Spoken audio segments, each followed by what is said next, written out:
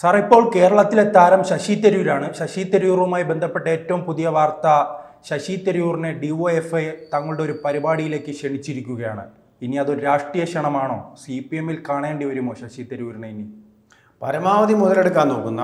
കാരണം സംസ്ഥാന നിയമസഭയിലേക്കുള്ള തെരഞ്ഞെടുപ്പാണ് ഉടനെ വരുന്നത്. അപ്പോൾ അവർക്ക് CPM മൊത്തത്തിലൊരു സ്റ്റാർട്ടപ്പ് കിട്ടിയതുപോലെ.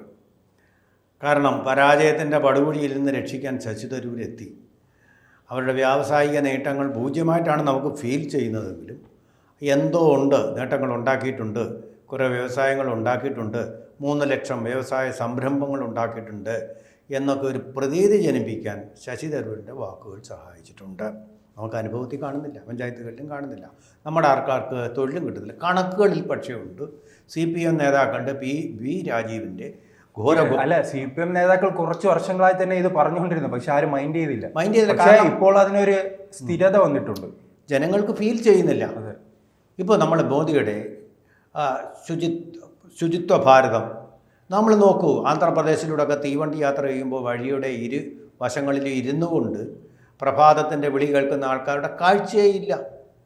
നോക്കൂ, നമ്മൾ പോകുമ്പോൾ നല്ല നല്ല റോഡിൻ്റെ നടുക്ക് വിമാനത്താവളം, ആ രീതിയിലുള്ള പാശ്ചാത്യ രാജ്യങ്ങളിലെ റോഡുകളുടെ സമാനമായ കണ്ണാടി പോലെ തിളങ്ങുന്ന റോഡുകൾ ധാരാളമായിട്ടുണ്ട്. സ്പീഡ് കൂടി ആളുകൾ ഇപ്പോൾ മുംബൈക്കൊക്കെ ധാരാളമായിട്ട് കാറിൽ തന്നെ യാത്ര ചെയ്യുന്ന സ്ഥിതി വന്നിട്ടുണ്ട്. അപ്പോൾ നമുക്കത് ഫീൽ ചെയ്യുന്നു. വികസനം നിഷേധിക്കാൻ പറ്റില്ല. രാഹുൽ ഗാന്ധിയും പിന്നെ കുറേ പരിവാര സംഘങ്ങളും നേതാക്കളും ഉപജാപക സംഘങ്ങളും മാത്രമേ അത് നിഷേധിക്കുന്നുള്ളൂ. ഏത് ഇന്ത്യക്കാരനും ഫീൽ ചെയ്യുന്ന രീതിയിൽ നമുക്കത് അനുഭവപ്പെടും. കേരളത്തിൽ പക്ഷേ നമുക്ക് അനുഭവപ്പെടുന്നുണ്ടോ? തൊഴിലന്വേഷിച്ച് നടക്കുന്ന, എൻജിനീയറിംഗ് ബിരുദം നേടിയിട്ട് തൊഴിലില്ലാതെ നടക്കുന്ന, പത്രപ്രവർത്തനം പഠിച്ചിട്ട് തൊഴിലില്ലാതെ നടക്കുന്ന ധാരാളം ആളുകളുണ്ട്. MBBS കഴിഞ്ഞിട്ട് പോലും തൊഴിലില്ലാത്തവർ കേരളത്തിലുണ്ട്. അതേസമയം 60 ലക്ഷത്തോളം വീടുകൾ, ഭവനങ്ങളാണ് വെറുതെ കിടക്കുന്നത്. വെറുതെ കിടക്കുകയല്ല, ഇവരൊക്കെ തൊഴിലന്വേഷിച്ച് അല്ലെങ്കിൽ പഠിക്കാൻ വിദേശത്തേക്ക് ചേക്കേറിയതുകൊണ്ടാണ് ഈ ഗ്യാപ്പ് വന്നിട്ടുള്ളത്. പറ്റുമെങ്കിൽ ഈ കേരളത്തിൻ്റെ മണ്ണിൽ തന്നെ താമസിക്കാനാണ് ഇവർ പലരും ഇഷ്ടപ്പെടുക. തൊഴിലില്ല, പണമില്ല, വിദ്യാഭ്യാസത്തിന് സൗകര്യങ്ങളില്ല. ഈ ഒരു ശൂന്യാവസ്ഥയാണിപ്പോൾ ശശി തരൂർ പുകഴ്ത്തിയിരിക്കുന്നത്. അപ്പോൾ തീർച്ചയായിട്ടും ശശി തരൂരിനെ അവർക്കൊരു വടി കിട്ടി. മുങ്ങിച്ചാവാൻ പോകുന്നവന് പിടിക്കാനൊരു തുരുമ്പ് കിട്ടി. പക്ഷേ ഇന്നലത്തെ വാർത്ത അങ്ങനെയല്ലായിരുന്നല്ലോ. കാരണം രാഹുൽ ഗാന്ധിയെ കണ്ടു, സോണിയാഗാന്ധി കണ്ടു, എല്ലാം പറഞ്ഞ് ഒത്തുതീർപ്പാക്കിയെന്ന് പറയുമ്പോഴാണ് ഇന്ന് രാവിലെ ഇത്തരമൊരു സംഭവം നടന്നിരിക്കുന്നത്. അത് വിശദീകരിച്ചതുപോലെ ഇപ്പം കോൺഗ്രസ്സിനാണെങ്കിൽ ശശി തരൂരിനെ കളയാൻ പറ്റില്ല. കഴിച്ചിട്ടിറക്കാനും വയ്യ, മതിരിച്ചിട്ട് തുപ്പാനും വയ്യ. വേറെ ആരും ഇല്ലിപ്പോൾ ഒരു പ്രതിഭാ കേന്ദ്രമായിട്ട്, പ്രതിഭാശാലിയായിട്ടുള്ള ഒരു നേതാവായിട്ട് ഇപ്പോൾ അവശേഷിക്കുന്ന അവസാനത്തെ കണ്ണിയാണ് ശശി തരൂർ. വേറെ ആരും ഇല്ല. ജയറാം രമേശിനെ പോലെയൊക്കെയുള്ള വിവരക്കേടുകൾ വിളിച്ചു പറയുന്ന ആൾക്കാർ മാത്രമേ പിന്നെയുള്ളൂ. പിന്നെ സാമ്പിത്രോട വിവരക്കേടിൻ്റെ ആശാനായിട്ട് വരികയാണ്. അപ്പോൾ കാര്യങ്ങൾ പഠിച്ച് സമചിത്തതയോടുകൂടി അവതരിപ്പിക്കാൻ കഴിവുള്ള ഒരു മുഖം കോൺഗ്രസ്സിനില്ല. അപ്പോൾ അതിൻ്റെ ഒരു വാക്വം വരാതിരിക്കാൻ വേണ്ടി ശശി തരൂരിനോട് ഇനി മേലിൽ ഇങ്ങനെ പറയരുതെന്നൊരു വാണിങ്ങോടുകൂടി വിട്ടിരിക്കുകയാണ്. പക്ഷേ ഈ സമയത്ത് പഞ്ചായത്ത് തെരഞ്ഞെടുപ്പ് അടുത്ത വർഷം ആസന്നമായിരിക്കെ ഇങ്ങനെ ഒരു വാക്ക് പറഞ്ഞതിൽ എന്തെങ്കിലും സത്യസന്ധതയുണ്ടെങ്കിൽ വേണ്ടുമില്ല. ജനങ്ങൾക്ക് ഫീൽ ചെയ്യുന്നില്ല. ശരിയാണ്, P രാജീവ് പറയുന്നുണ്ട്. അതുപോലെ ഇതേപോലെ മറ്റൊരു കാര്യം, VD സതീശൻ, അതോടൊപ്പം തന്നെ മുരളീധരൻ, രമേശ് ചെന്നിത്തല, എല്ലാ പ്രമുഖ നേതാക്കളും ഇങ്ങനൊരു വികസനം നടന്നിട്ടില്ല എന്ന് പറയുമ്പോഴും സ്വന്തം MP തന്നെ അത് എന്തുകൊണ്ട് ബോധ്യമാകുന്നില്ല? അദ്ദേഹം കേരളത്തിലല്ലോ. ഇപ്പോൾ തന്നെ DYFIക്കാർ ചെന്ന് വിളിച്ചിരിക്കുക. കേരളത്തിലല്ല, അദ്ദേഹത്തിൻ്റെ മണ്ഡലം തിരുവനന്തപുരം, ഓഫീസും ഉണ്ട് അവിടെ ഉണ്ടോ പുള്ളി? വിളിക്കാൻ ഡൽഹി പോകേണ്ടി വന്നു. പണ്ട് P സുകുമാരൻ നായർ ഡൽഹി നായരെന്ന് പറഞ്ഞതുപോലെ അദ്ദേഹത്തിൻ്റെ പുസ്തകം എഴുതി കാശ് വാങ്ങാൻ പറ്റിയ സ്ഥലങ്ങൾ, അദ്ദേഹത്തിന് താമസിക്കാൻ പറ്റിയ ഉന്നത നിലവാരമുള്ള 7 സ്റ്റാർസ് സൗകര്യങ്ങളുള്ള ഹോട്ടലുകൾ, ഇതൊക്കെയാണ് അദ്ദേഹം അന്വേഷിച്ച് പോകുന്നത്. പിന്നെ രാഹുൽ ഗാന്ധിയെ പോലെ പലപ്പോഴും അദ്ദേഹം വിദേശത്താണ്. ധാരാളം ആരാധകരുണ്ട്, അവരിൽ സ്ത്രീകളുമുണ്ട്. അവരുമായിട്ടൊക്കെ ഒരു എപ്പിക്യൂരിയൻ ലൈഫ് സ്റ്റൈൽ പിന്തുടരുന്ന ആളാണ് അദ്ദേഹം. വാസ്തവത്തിൽ വല്ലപ്പോഴും ഒക്കെ കേരളത്തിൽ വരും. അപ്പോൾ എന്തോ ഒന്ന് കണ്ടു, സ്റ്റാർട്ടപ്പിന് വേണ്ടിയിട്ട് ഇപ്പോൾ ഈസ് ഓഫ് ഡൂയിങ് ബിസിനസ് ഉണ്ട് കേരളത്തിൽ.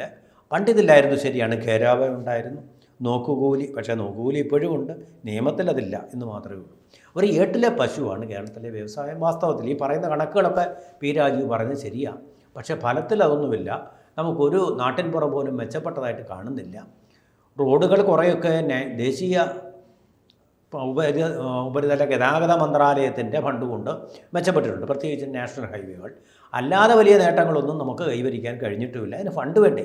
ഏതൊരു വികസനം നടക്കണമെങ്കിൽ അടിസ്ഥാനപരമായിട്ട് ഫണ്ട് വേണം. ആ ഫണ്ടില്ലാത്തതിൻ്റെ കുറവ് ധാരാളമായിട്ടുണ്ട്. ഒരു കാര്യം പോലും നടത്താൻ ഫണ്ടില്ല.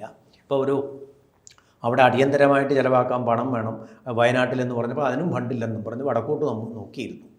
ഇപ്പോൾ കേന്ദ്രം ഇപ്പോൾ വാസ്തവത്തിൽ ചെയ്തിരിക്കുന്നത് 600ഓളം കോടി രൂപയുടെ കടമേ ഉള്ളുവെങ്കിൽ കടമാണ് കൊടുത്തിരിക്കുന്നത്. അത് 1200 കോടിയുടെ ഫലം ചെയ്യുന്നതാണ്. എന്തുകൊണ്ടെന്നാൽ നമ്മളിപ്പോൾ ഒരു വീട് വയ്ക്കുന്നു എന്ന് വയ്ക്കുക, 10 ലക്ഷം രൂപ കടമെടുക്കുന്നു.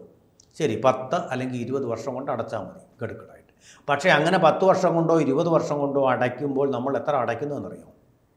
10 ലക്ഷം അല്ല, 20 ലക്ഷം രൂപയാണ് അടയ്ക്കേണ്ടത്. ഇരട്ടിയാണ്. ഞാനതിൻ്റെ കണക്ക് പരിശോധിച്ചിട്ടുള്ള ആളാണ്. അതാണ് പലിശ. അപ്പോൾ ആ പലിശ ഇവിടെ കൊടുക്കണ്ട. അതിൻ്റെ അർത്ഥം ഏതാണ്ട് 600 കോടി രൂപ കേരളത്തിന് സൗജന്യമായിട്ട് കിട്ടിയിട്ടുണ്ടെന്ന്. നമ്മൾ 20 വർഷം കൊണ്ട് അടയ്ക്കണമെന്ന് പറയുന്നു. അതിലും കൂടുതലാണ്. അതിൻ്റെ 4 ഇരട്ടിയാണ് ഇവിടെ കിട്ടിയിരിക്കുന്നത്. 600 കോടിയുടെ 4 ഇരട്ടി. 64 24 2400 കോടിയാണ്. എന്നു വെച്ചാൽ ഇതിൻ്റെ കാലാവധി 50 വർഷം. പലിശയില്ല ഇതിന്. നമ്മൾ ഈ പലിശ കൊടുക്കുന്നതുകൊണ്ടാണ് ഇരട്ടിയും 3 ഇരട്ടിയും 4 ഇരട്ടിയാവുന്നത്. ഇവിടെ പലിശയേ ഇല്ല. ഏതാണ്ട് സൗജന്യമായിട്ട് കിട്ടിയതുപോലെ. ഈ 50 വർഷം കഴിഞ്ഞാൽ 600 കോടിക്ക് എന്തെങ്കിലും വിലയുണ്ടാവുമോ ഈ സ്ഥിതിക്ക്? അപ്പോൾ അതുകൊണ്ട് വലിയൊരു നേട്ടമാണ് കേരളത്തിന്. അതിൻ്റെ ഒരു പ്ലാൻ ഒന്നും വേണ്ട. വകുപ്പുകൾക്ക് ഈ തുക കൈമാറിയാൽ മതി. പബ്ലിക് വർക്ക്സ് ഡിപ്പാർട്ട്മെൻറ്റ്, അതുപോലെ തന്നെ ഉപരിതല ഗതാഗതം അതുമായിട്ട് ബന്ധപ്പെട്ട വകുപ്പുകൾ, പിന്നെ റവന്യൂ മന്ത്രാലയം, കൃഷി അതുമായിട്ട് ബന്ധപ്പെട്ട, പിന്നെ വേസ്റ്റ് വാട്ടർ മാനേജ്മെൻ്റ് ഉണ്ട് അവിടെ, അതിന് ഇറിഗേഷൻ, ആ സൗകര്യങ്ങൾക്ക് വേണ്ടിയിട്ടുള്ള മന്ത്രാലയം. ഇതൊക്കെ തുക വക ഒളിച്ച് ആ മന്ത്രിമാർക്ക് അവരുടെ വകുപ്പുകളിലേക്ക് കൊടുത്താൽ മതി. ഇതിനു പോലും 1 മാസം പോരാന്ന് പറഞ്ഞു കഴിഞ്ഞാൽ, അല്ലാതെ വേറെ അവരെല്ലാ പണിയും പൂർത്തിയാക്കിയ സർട്ടിഫിക്കറ്റ് വേണമെന്നല്ല കേന്ദ്രം പറഞ്ഞിരിക്കുന്നത്. തുക വിനിയോഗിക്കണം, ശശി തരൂർ നിർമ്മാണം പൂർത്തിയാക്കണമെന്നല്ല പറഞ്ഞിരിക്കുന്നത്. എന്നിട്ട് അവർ കൺഫ്യൂഷൻ ഉണ്ടാക്കുകയാണ്.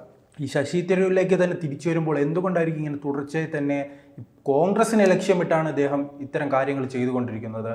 ഈ കേന്ദ്രത്തിൽ മോദിയെ പുകഴ്ത്തുക, കേരളത്തിൽ ഇതേപോലെ പിണറായി വിജയനെ പുകഴ്ത്തുക, വികസന പ്രവർത്തനങ്ങളെ പുകഴ്ത്തുക, ഇപ്പോൾ ഡിവൈഎഫ്ഐയുമായി ബന്ധപ്പെട്ട് അങ്ങനെ ചർച്ചയിൽ നിറഞ്ഞു നിൽക്കുക. അദ്ദേഹത്തിൻ്റെ ലക്ഷ്യം എന്തായിരിക്കും? ലക്ഷ്യം അദ്ദേഹം രാഹുൽ ഗാന്ധിയോട് രഹസ്യമായിട്ട് പറഞ്ഞു. രാഹുൽ ഗാന്ധിയുടെ അടുത്ത് അവർ തമ്മിലുള്ള മീറ്റിംഗ് വിശദാംശങ്ങൾ പുറത്തുവിട്ടിട്ടില്ല. അദ്ദേഹം പറഞ്ഞ കാര്യം ആരും തന്നെ അംഗീകരിക്കുന്നില്ല.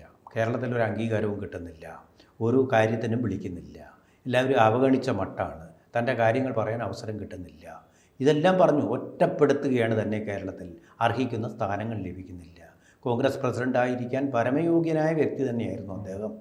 പക്ഷേ അത് കിട്ടാതിരിക്കാൻ വേണ്ടി വേറൊരാളിനെ വെച്ചുകൊണ്ടൊരു കളി കളിച്ചു രാഹുൽ ഗാന്ധി. അദ്ദേഹത്തെ അതിൽ നിന്ന് പുറത്താക്കി. ഇപ്പോൾ പ്രവർത്തക സമിതിയിൽ നിന്ന് പോലും പുറത്തു പോകണമെന്നാണ് ചിലരുടെ ആവശ്യം, ഹസനെ പോലുള്ള ആൾക്കാരെ. കാരണം ഇത്തരം ഒരു രാഷ്ട്രീയവുമായിട്ട്, ഇതൊരു പാശ്ചാത്യ രീതിയിലുള്ള രാഷ്ട്രീയമാണ്. മോശം കാര്യങ്ങളെ മോശമെന്ന് പറയാൻ നല്ലതായിട്ടൊരു സർട്ടിഫിക്കറ്റ് കിട്ടിക്കഴിഞ്ഞാൽ അതിനെ അഭിനന്ദിക്കുക. ഇതാണ് പാശ്ചാത്യ ശൈലിയിലുള്ള രാഷ്ട്രീയം. അല്ലാതെ നിത്യശത്രുക്കളായിട്ടല്ല ഭരണപക്ഷവും പ്രതിപക്ഷവും അവിടെ പ്രവർത്തിക്കുക, മറിച്ച് എതിരാളികളായിട്ട് റൈവൽസ് മാത്രമാണ്. പല കാര്യങ്ങളിലും അവർ ഒന്നിച്ചു നിൽക്കാറുണ്ട്. അങ്ങനെയുള്ള പ്രശ്നങ്ങളൊന്നും ഉണ്ടാവാറില്ല. ലോകമഹായുദ്ധകാലത്ത് അവർ ഒരുമിച്ചായിരുന്നു. ഇവിടെ ഇന്ത്യ അതിൽ പങ്കാളിയായിരുന്നുവെങ്കിൽ, ഇപ്പോഴത്തെ സ്ഥിതിയുമായിരുന്നെങ്കിൽ രാഹുൽ ഗാന്ധി നേരെ മോദിയെ എതിർക്കാൻ തുടങ്ങിയേനെ. എന്നിട്ട് നമ്മുടെ ശത്രു രാജ്യങ്ങളെ പുകഴ്ത്താനും തുടങ്ങിയേനെ. ആ പോളിസി അല്ല പാശ്ചാത്യ രാഷ്ട്രീയത്തിലുള്ളത്. അമേരിക്കൻ രാഷ്ട്രീയത്തിൽ പോലും അടുത്ത കാലത്ത് ട്രംപ് വന്നതിന് ശേഷം അങ്ങനൊരു ദിശാമാറ്റം സംഭവിച്ചിട്ടുള്ളത്. അല്ലെങ്കിൽ അവർ സുഹൃത്തുക്കളാണ്, രാഷ്ട്രത്തിന് വേണ്ടി ഒന്നിച്ചു നിൽക്കും, വികസനത്തിന് വേണ്ടി ഒന്നിച്ചു നിൽക്കും, മറ്റുള്ള രാജ്യങ്ങളുമായിട്ടുള്ള പിണക്കം വരുമ്പോൾ അന്നേരം ഒന്നിച്ചു നിൽക്കും. അല്ലാതെ ഇതൊരു നിഷേധ രാഷ്ട്രീയമല്ല, നെഗറ്റീവ് പൊളിറ്റിക്സ് അല്ല അവിടെ ഉള്ളത്. പോസിറ്റീവ് പൊളിറ്റിക്സിൻ്റെ ഒരു നല്ല പാഠമാണ് ഇപ്പോൾ ശശി തരൂർ കാണിച്ചു തന്നത്. മറിച്ച് മറുവശത്ത് CPM ഇതുപോലെ തന്നെ ചെയ്താൽ അത് നല്ല കാര്യം തന്നെയാണ്. ശത്രുക്കളെ പോലെ കടിച്ചു കയറാൻ വേണ്ടിയാണ്, ഇന്ത്യ പാകിസ്ഥാൻ പോലെയാണ് നമ്മുടെ ഭരണപക്ഷവും പ്രതിപക്ഷവും പ്രവർത്തിച്ചു കൊണ്ടിരിക്കുന്നത്. പ്രത്യേകിച്ചും രാഹുൽ ഗാന്ധി വന്ന ശേഷം. നെഹ്റുവിൻ്റെ കാലത്ത് പോലും ഇങ്ങനെയായിരുന്നില്ല. പ്രതിപക്ഷ നേതാവായിരുന്ന AK ഗോപാലനെ, മലയാളിയായ കേരളത്തിൻ്റെ അഭിമാനമായ AK ഗോപാലിനെ പലപ്പോഴും പ്രശംസിച്ചിരുന്ന, അദ്ദേഹത്തിൻ്റെ പ്രസംഗങ്ങൾ സാഗൂതം ശ്രദ്ധിച്ചിരുന്ന ഒരാളാണ് ജവഹർലാൽ നെഹ്റു.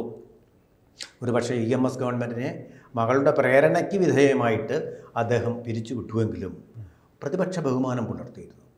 അതുപോലെ ഭരണപക്ഷ ബഹുമാനം പുലർത്തിയിരുന്നു അന്നത്തെ നേതാക്കളൊക്കെ തന്നെ. പക്ഷേ ഇപ്പോൾ അങ്ങനെയൊന്നുമില്ല. ഇത് ശത്രുക്കളെ പോലെ അധികാരം കിട്ടാൻ വേണ്ടിയിട്ടുള്ള അന്ധമായ ആർത്തിയും അഹന്തയും എല്ലാം കൂടെ ചേർന്ന് ആക്രാന്തവും ഒക്കെ കൂടെ ചേർന്ന വൃത്തികെട്ട ഒരു തെരുവ് ഗുസ്തിയാക്കി രാഹുൽ ഗാന്ധി ഇന്ത്യൻ രാഷ്ട്രീയത്തെ തന്നെ മാറ്റിയിരിക്കുമ്പോൾ ഈ ശശി തരൂരിൻ്റെ ശബ്ദം വളരെ പ്രതീക്ഷകൾക്ക് ശുഭകാമനകൾക്കും വഴിതെളിക്കുന്നതാണ്. പക്ഷേ ഇതിനൊരു കുഴപ്പമുണ്ട്. ഇങ്ങനൊരു രാഷ്ട്രീയം അംഗീകരിക്കാൻ കേരളത്തെ കോൺഗ്രസ് പക്വമായിട്ടില്ല എന്നതുകൊണ്ട് തന്നെ അദ്ദേഹത്തിന് പുറത്തേക്കുള്ള വഴിതെളിയും. അങ്ങനെ വരുമ്പോൾ അദ്ദേഹം BJPയിലേക്കോ CPMലേക്കോ എങ്ങോട്ട് പോകണമെന്ന് ആലോചിച്ച് അദ്ദേഹം തന്നെ തീരുമാനിക്കേണ്ട ഒരു ഘട്ടം ആസന്നമാണെന്ന് തന്നെയാണ് ഞാൻ കരുതുന്നത്. കാരണം അധികകാലം പിടിച്ചു നിൽക്കാൻ പറ്റില്ല. ഇപ്പോൾ രാഹുൽ ഗാന്ധി പറഞ്ഞു അദ്ദേഹത്തിനെതിരെ ആരും ഒന്നും പറയരുത്.